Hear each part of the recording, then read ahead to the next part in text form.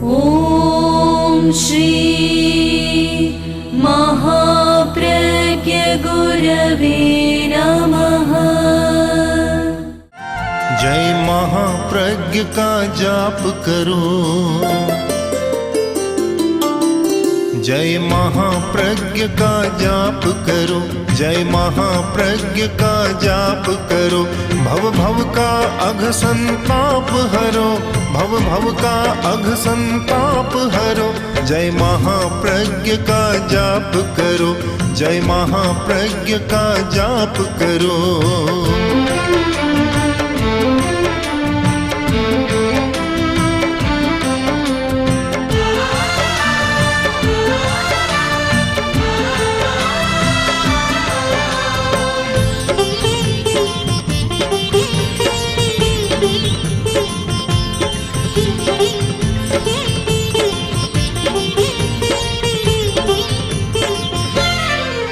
सब मनुष्य समान नहीं होते,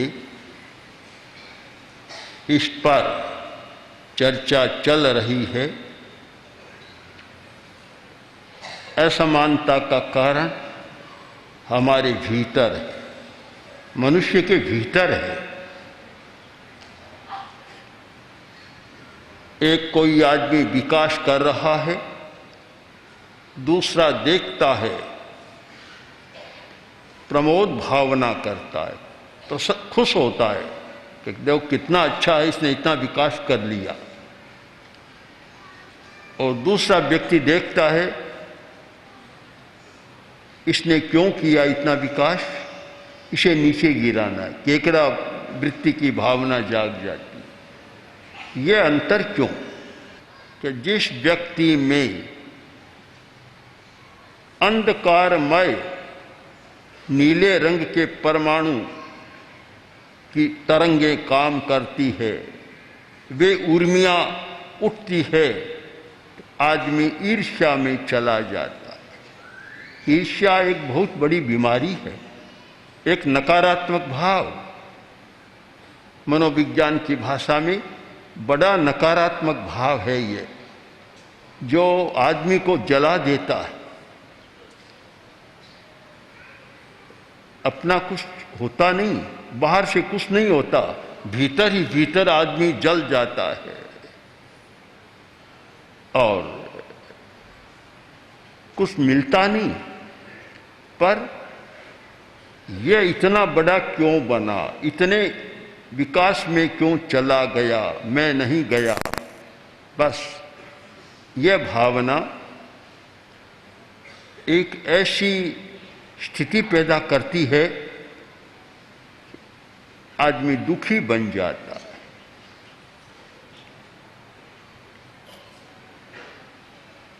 पड़ोसी दो घर, एक घर संपन्न था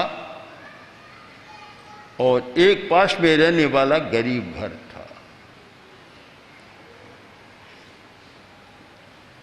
एक दिन पड़ोसी गरीब घर की बुढ़िया छाछ लेकर उस घर से आ रही थी। किसी ने पूछ लिया कि बुढ़िया तुम तो खुश हो? बोली खुशी किस बात की?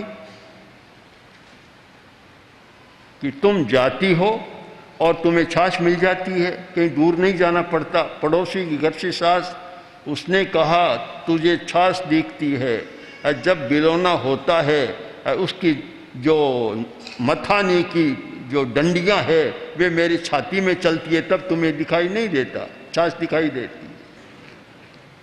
अब इस मनोवृत्ति को हम क्या कहेंगे? एक विचित्र मनोवृत्ति है।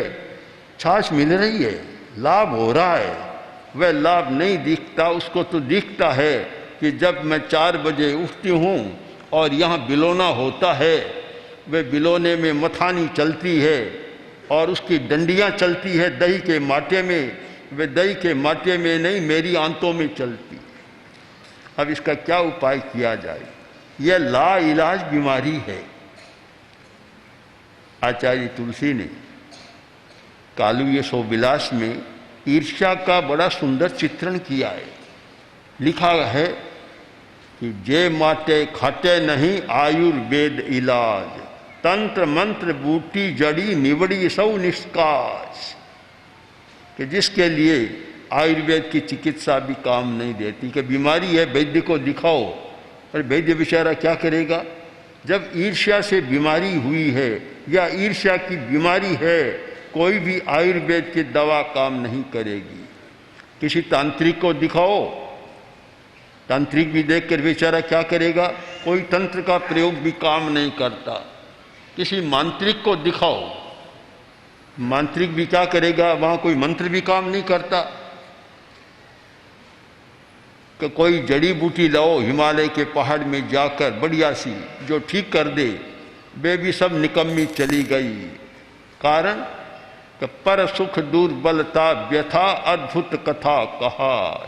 दूसरे के सुख को देखकर दुर्बल होता है, उसके लिए दुनिया में कोई इलाज नहीं है। बड़ी बीमारी है ईर्ष्या की, पर क्यों होती है इस पर हम ध्यान दें, और अगर ध्यान दें तो उस बीमारी का इलाज भी किया जा सकता है। उस बीमारी का इलाज एक ही है जो नीले रंग के परमाणु प्रभावित कर रहे हैं। जो डार्क नीले रंग की तरंगें आ रही है, उन तरंगों को बदल दिया जाए, बीमारी बिल्कुल ठीक हो जाएगी। दवा कोई काम नहीं करेगी। यह रंग का परिवर्तन आज का पाठक जानता है। आज इस पर बहुत वैज्ञानिक विश्लेषण भी हुआ है। रंग मनुष्य को बहुत प्रभावित करते, और एक प्रकार से देखें तो मनुष्य रंग का पुतला है, उसका आभा मंडल रंगों से बना हुआ है, और रंग बहुत प्रभावित करते हैं। जो समझदार व्यक्ति है उसे लेश्या का ध्यान अवश्य करना चाहिए, और उस व्यक्ति को ज्ञान भी होना चाहिए।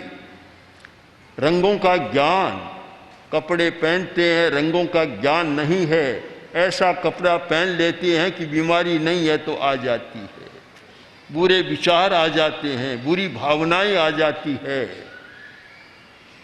गहरे गहरे लाल रंग का कपड़ा कोई पहनेगा, शांत है तो भी गुस्सा करने लग जाए। घर की पुताई करते हैं घरों में रंगों की, और गलत रंग की पुताई कर ली तो घर में लड़ाई झगड़ा शुरू हो जाएगा। लाल ही लाल रंग के पर्दे लगा दिए, गहरे लाल रंग के, हल्का गुलाबी नहीं, गहरा लाल रंग का पर्दा लगा दिया तो घर में मानो लड़ाई का चूल्हा जला दिया। बस चूल्हा जलता रहेगा, फिर लड़ाई चलती रहेगी। तो रंगों का ज्ञान होना बहुत जरूरी है। यह लेश्या का सिद्धांत बहुत महत्वपूर्ण सिद्धांत है कि व्यक्ति को एक सकारात्मक विचार, सकारात्मक भाव और अच्छे ढंग से जीना है तो अच्छी लेश्या का प्रयोग करना है। तो ये नील लेश्या और वे ही जो डार्क ब्लू है, उसकी जो तरंगे किरणें रश्मियाँ आती है, उसके वाइब्रेशंस आते हैं तो आदमी के मस्तिष्क को प्रभावित कर देते हैं और वह व्यक्ति ईर्ष्यालु बन जाता है। ईर्ष्यालु, और ईर्ष्या जब जागती है आदमी अपना नुकसान भी नहीं देखता, अपने हित को भी गौण कर देता है, दूसरे को भी नष्ट करना चाहता है, दूसरे का अहित करना चाहता है। बस उसके सामने और कोई विकल्प नहीं रहता कि दूसरे का अनिष्ट कैसे करूं। यही बात सामने आ जाती है। देवी की आराधना की, देवी प्रसन्न हो गई, आई। दो आराधना करने वाले साथ में थे, दोनों खड़े थे। देवी ने कहा मांगो। भाग्य देख लिया कि इनका भाग्य तो है नहीं, आराधना कर ली तो मुझे आना पड़ा, अब देना तो भाग्य के अनुसार ही होगा, कैसे दूं मैं। तब देवी ने एक उपाय सोचा और कहा कि बोलो, जो मांगो मैं दूंगी, पर एक बात है, पहले मांगेगा उससे दूसरी बार मांगेगा उससे दूना मिलेगा।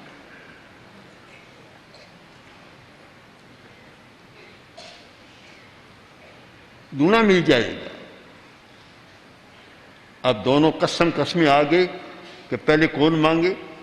पहले मांगेगा आधा मिलेगा, अगर पहले मांगने वाले को 1 लाख मिलेगा तो दूसरे को 2 लाख अपने आप मिल जाएगा।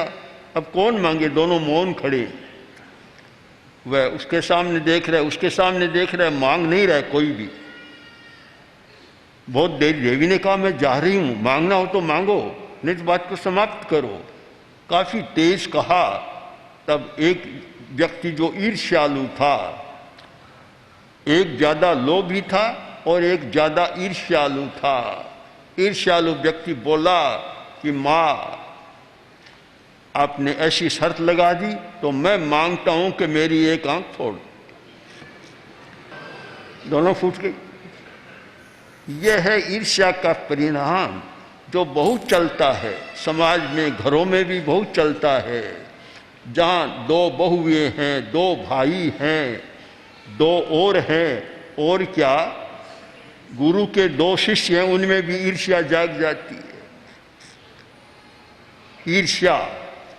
ईर्ष्या जब जागती है तब और कुछ दिखाई नहीं देता। इतना नकारात्मक भाव है, इतना खराब नकारात्मक भाव कि ईर्ष्या की वृत्ति बन गई, सारी अच्छाइयाँ समाप्त और केवल बुरा चिंतन ही बुरा चिंतन रहता है।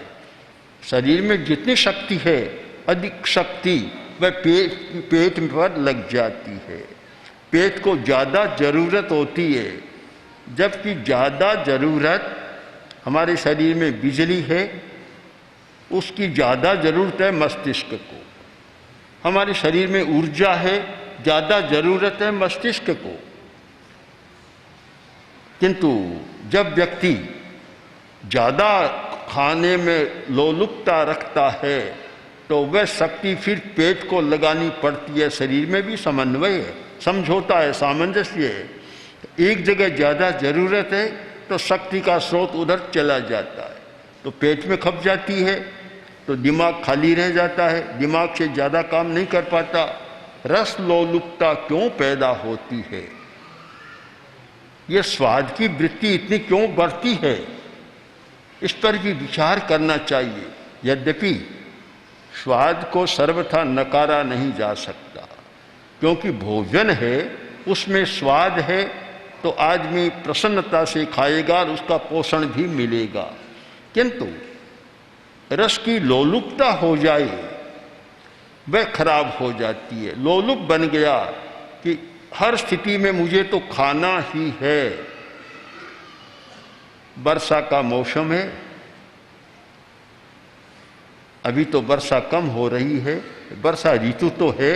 जहाँ वर्षा ज़्यादा है, हवा गीली है, वातावरण अलग प्रकार का बनता है, इसमें पाचन तंत्र थोड़ा कमजोर होता है। इसलिए वर्षा ऋतु में खाने का अधिक विवेक रखना जरूरी होता है। वर्षा ऋतु में लोग तपस्या करते हैं, बहुत अच्छी बात है, क्योंकि सबसे ज़्यादा तपस्या करने का अनुकूल समय है वर्षा ऋतु। इस समय सहज ही पाचन तंत्र कमजोर होता है और उपवास करता है तो वह अच्छा रहता है। परंतु पता नहीं इस मौसम में भी लोग इतनी गरिष्ठ चीज़ें खाते, बहुत गरिष्ठ भोजन करते। ये तली हुई चीज़ें, बड़ा पकोड़ा, समोसा आदि आदि इस ऋतु में खाने का तो नहीं होता, पर कुछ त्योहार भी आते हैं कि आज त्योहार है, आज ये बनाओ, आज ये बनाओ, और फिर रस लोलुपता भी जाग जाती है। कितने लोग मिलेंगे जो सात्विक भोजन करते हैं? सात्विक भोजन। एक बार आचार्य तुलसी दिल्ली में विराज रहे थे, कलकत्ता से एक डॉक्टर आए, डॉक्टर बीएन गांगुली, जो होम्योपैथी के बहुत प्रसिद्ध डॉक्टर हैं। उनसे बात हो रही थी तो आचार्यवर ने पूछा कि बताओ भोजन क्या होना चाहिए।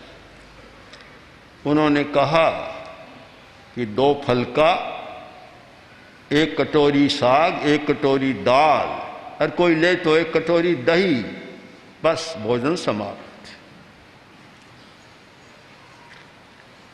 अब भोजन इतने में हो जाता है, भोजन में इतने प्रकार की चीज़ें बनती है, इतना आदमी खाता है, इतना आदमी खाता है कि कोई अंत ही नहीं होता। मीठा, चरपटा, षडरस भोजन हो जाता है, एक लोलुपता पैदा हो जाती है। मैं मानता हूँ कि स्वाद लेना एक गृहस्थ के लिए कोई बुरी बात नहीं है। भोजन का सामान्य गुण है कि भोजन स्वादिष्ट होना चाहिए, और स्वाद लेना एक सामान्यतः कोई इसको बुरा नहीं कहा जा सकता, किंतु रस की लोलुपता हो जाए उसके बिना तो काम ही नहीं चलता, बस तब वह समस्या पैदा करता है। दूसरी बात कि रस लोलुपता इतनी हो जाए कि अगर बढ़िया चीज़ आ गई तो फिर खाने से हाथ उठता ही नहीं, खाता ही चला जाता है। दुनिया में आदमी एक ऐसा है, हर पशु पक्षी जितनी भूख है उतने ही खाते। आदमी एक ऐसा है कि डबल ट्रबल का चौबल का पत्ता ही नहीं है, कितना खा जाता है। कोई बढ़िया चीज़ मिल जाए तो जैसे सुना जाता है कि 100 रसगुल्ला भी खा जाता है, 100 राजभोग भी खा जाता है, क्या क्या कर लेता आदमी ऐसा है। एक बार एक डॉक्टर ने अपने मित्रों को भोज पर बुलाया, पढ़े लिखे सब लोग डॉक्टर आदि आए, 150 आदमी आ गए। भोजन शुरू होना था, डॉक्टर खड़ा हुआ, बोला बंधुओं आप सब ने कृपा की, आप आ गए, मेरे अतिथि हैं, अब हम भोजन शुरू करेंगे। इससे पहले मैं एक बात कहना चाहता हूँ कि हम आदमी की तरह खाएं या पशु की तरह खाएं। सब देखने लग गए, ये क्या प्रश्न डॉक्टर का, बड़ा विचित्र प्रश्न किया कि आदमी की तरह खाएं या डॉक्टर। बोले क्या बात है, कोई स्क्रू ढीला हो गया क्या डॉक्टर, क्या हुआ आज, क्या हो गया, बड़ी विचित्र बात है। एक व्यक्ति बोला डॉक्टर साहब आप क्या कहना चाहते हैं? मैं ये कहना चाहता हूँ कि आदमी की तरह खाएं या पशु की तरह। हम तो आदमी की तरह, क्या अंतर क्या इसमें? अंतर यह है कि पशु उतना ही खाता है जितनी भूख होती है, और आदमी अगर बढ़िया भोजन है तो उतना खाता है कि जितनी भूख है उसे दूना तिगुना भी खा जाता है। इसलिए मैं आपसे अनुरोध करता हूँ कि हम भोजन करें, अब आदमी की तरह खाएं या पशु की तरह। शायद उसने यह कहकर अपना भोजन काफ़ी बचा लिया होगा, फिर तो ज़्यादा कौन खाएगा फिर। तो यह रस लोलुपता, इसका भी कारण है। सब आदमी रस लोलुप नहीं होते, बहुत खाने का संयम होता है। कुछ लोगों का इतना अच्छा संयम खाने का आश्चर्य होता है। ऐसे लोग मिलेंगे बरसों तक मिठाई नहीं खाते, चीनी नहीं खाते, और भी चिकनी चीज़ें नहीं खाते, तली हुई चीज़ें नहीं खाते। ऐसे लोग भी बहुत हैं, तो उल्टे लोग भी बहुत हैं। यह रस लोलुपता भी पैदा होती है, उसके पीछे भी ये नील लेस्या के परमाणु काम कर रहे हैं। साय गवेश है, सुख की गवेषणा करने वाला। एक व्यक्ति ऐसा है, हमेशा सुख सुविधा चाहता है, कोई कष्ट पाना नहीं चाहता। आप निश्चित माने इस दुनिया में जिसने जन्म लिया है और उसमें कष्ट न आए, ऐसा कभी संभव नहीं। हर आदमी के सामने परिस्थितियां आती है, कठिनाइयां आती है, कष्ट आते हैं। कष्ट का सामना करना, कष्ट को निवृत्त करना, ये तो हो सकता है, पर निरंतर सुख सुविधा चाहे, यह समाज को भी नुकसान पहुंचाने वाली और अपने स्वास्थ्य को भी नुकसान पहुंचाने वाली चिंता है। हमेशा सुख सुविधा में मत रहो। पता नहीं इन बड़ी बड़ी कंपनियों ने कैसे ये बना दिए, एसी बना दिया। अब भला एसी में रहना कोई लाभदायक है क्या? इतना नुकसानदेह है। फिर भी आदमी चाहता, निरंतर सुख चाहता है। मैं तो मानता हूं कि अगर आज समाज में एक तो एसी न रहे, एक कोल्ड स्टोरेज न रहे और एक फ्रीज न रहे, तो स्वास्थ्य में भी 50% सुधार हो सकता है। इन तीनों चीज़ों ने, एसी ने स्वास्थ्य को बहुत बिगाड़ा है, कोल्ड स्टोरेज ने भी बहुत बिगाड़ा है। भला आज की मौसम का फल और 6 महीना बाद खाएंगे, उसका प्राण तो नष्ट हो गया और बीमारियां भीतर पैदा हो गई, वे बीमारियां और आपके साथ आ जाएगी। और यही फ्रीज का काम है। पहले तो फ्रीज बहुत चला, अब बार बार वैज्ञानिक दृष्टि से आ रहा है कि फ्रीज में रखी हुई वस्तु जो ठंडी होती है उसमें बहुत सारे जर्म्स पैदा हो जाते हैं और बीमारी के मुख्य कारण बनते हैं। इन तीनों का अगर परित्याग किया जाए तो ऐसी मैं नहीं रहूँगा, कोल्ड स्टोरेज की चीज़ नहीं खाऊंगा और फ्रीज की चीज़ नहीं खाऊंगा। अगर ऐसा हो तो ये बीमारियां बहुत सारी तो अपने आप समाप्त हो सकती। यह साहिक विषय हर समय सुख की खोज करना, साता की खोज करना, प्रियता की खोज करना, अनुकूल स्थिति की खोज करना, यह भी एक नील लेश्या है और उन परमाणुओं का प्रभाव है। आदमी का ये होना चाहिए कि मुझे कष्ट सहना है, जो प्रकृति में रहना है, जो भी आए, सर्दी आए तो मुझे सर्दी को सहना है, कपड़े तो आपके पास है ही, फिर हीटर की ज़रूरत क्या है, गर्मी आए तो गर्मी को सहना है, फिर एसी की ज़रूरत क्या है, मौसम का फल मौसम में खाए, ठीक है, अब कोई 12 महीने उस फल को खाना जरूरी क्यों है। और आज चीज़ बनाई 5 दिन बाद फ्रीज की चीज़ खाना है, क्यों जरूरी है, कोई आवश्यक नहीं।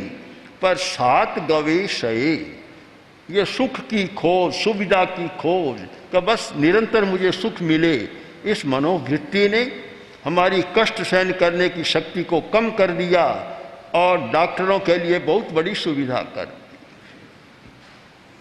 अगर ये सब न हो तो इतने बेचारे केमिस्ट क्या करें, निकम्मे हो जाए।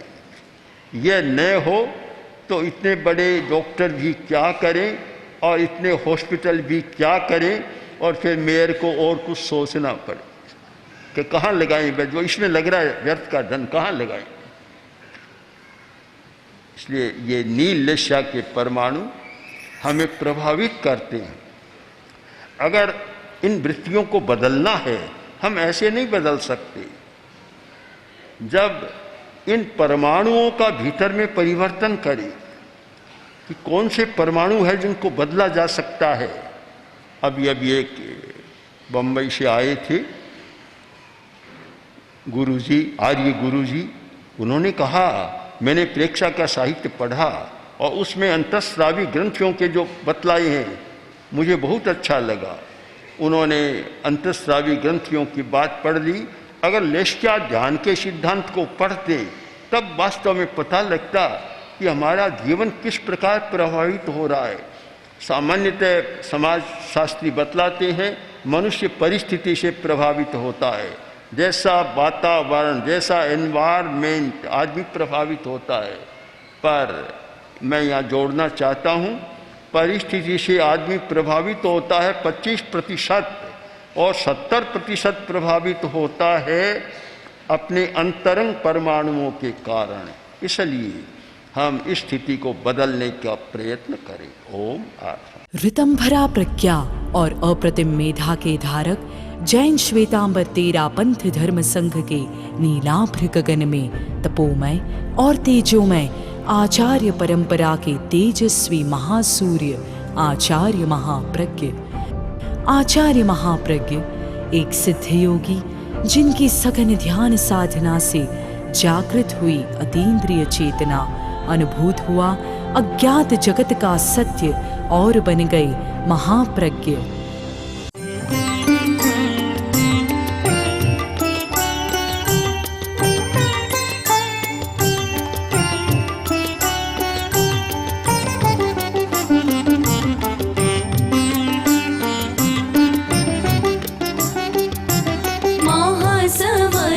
महाप्रज्ञ गुरुवर अर्घ्य आस्था काय चढ़ाए, अमल ध्यानी विशद ज्ञानी अमर है तेरी ऋचाए। महासमर महाप्रज्ञ गुरुवर अर्घ्य आस्था काय चढ़ाए,